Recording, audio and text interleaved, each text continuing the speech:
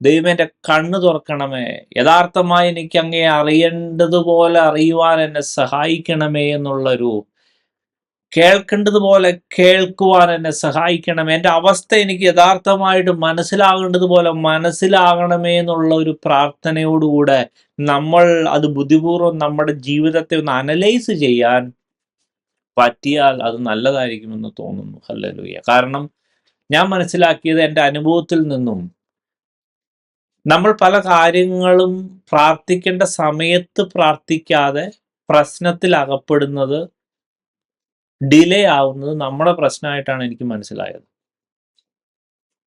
Hallelujah. പലപ്പോഴും അത് സാത്താൻ നമ്മുടെ കണ്ണിനെ ബന്ധിച്ചു കളയും. കാര്യങ്ങളുടെ ഗൗരവം മനസ്സിലാക്കാതെ നമ്മളെ ഒന്ന് ബ്ലൈൻഡ് ഫോൾഡ് ചെയ്ത്, ഒരു കണ്ണ് കെട്ടി, നമ്മളുടെ ഈ കാര്യത്തിന്റെ ഗൗരവം മനസ്സിലാവാതെ